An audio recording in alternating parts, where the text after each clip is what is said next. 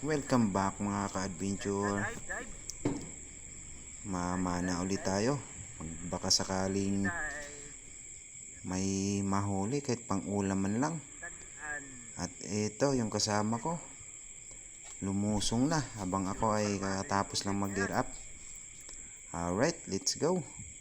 Hanap tayo ng pang ulam. Baka sakali meron. Let's go.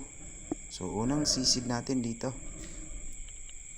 muna sa may malapit sa may bato, sa mababaw, dahil may napansin akong isda rito, kaya sinubukan kong sumisid. Nagtago muna ako dito sa bato, at nung napansin ko dito may dalawang samaral, at ayan, ang lapit, kaya ayun, sa pool, tagos hanggang monoline, kaya solve na pang ulam. First phase of the day. At dito pangalawang sisid natin. May nakita ako ditong mga checkered snapper, kaso maliliit pa, kaya naghanap ako ng iba. At dito may napansin ako dun sa unahan, medyo malaki-laki na, kaya ito yung napagdiskitahan ko na tirahin. Kaya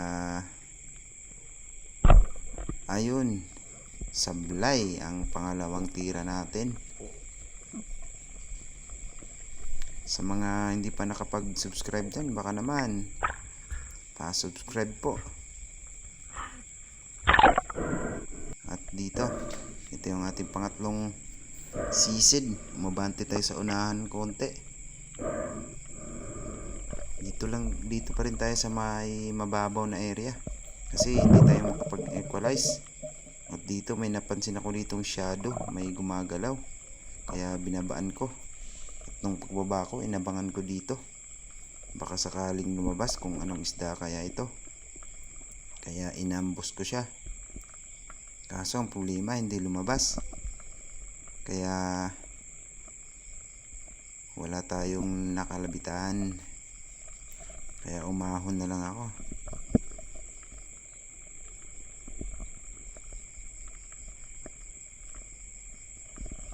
Sa mga bago pa lang sa ating channel, baka naman pa-subscribe po.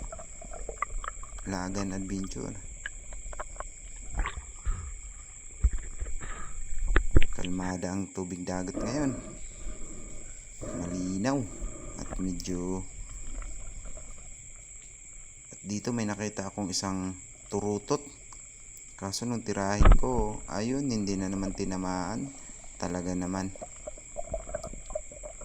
ganda ng visibility ngayon. May pangalawang sablay na. At dito habang pabalik na ako, may nakita akong isang takol o trigger fish, kaso hindi na naman tinamaan. At ayun, tumabi na ako. Ito lang ang nahuli ko. Yan yung unang isda ko, kaso yung iba hindi ko na nabidyoan dahil alanganin, kasi maliliit pa. Pero goods na yan, pang sabaw man lang, okay na yan. Yan yung unang sisid natin, yung malaking samaral o kitong naman kung sa Bisaya.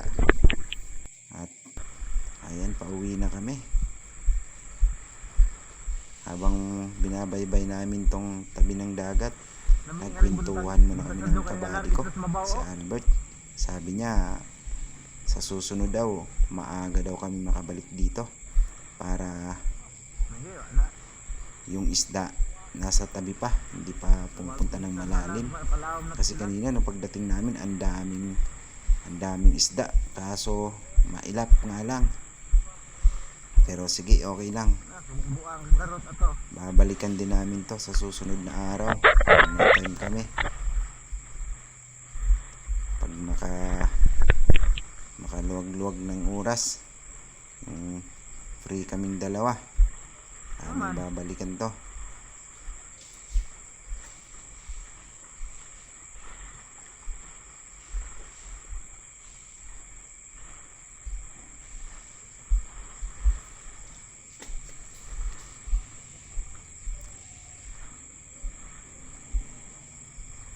nung tingin namin dito sa may mga cottage,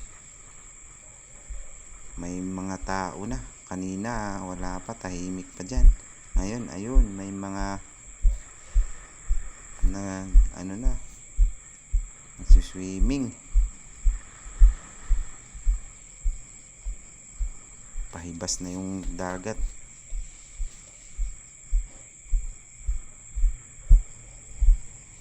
Yun yung motor.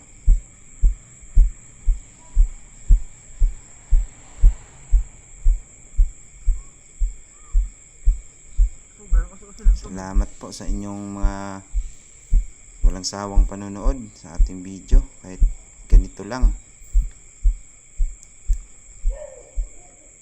Maraming salamat po sa inyong lahat, sa mga silent viewers natin dyan. Baka naman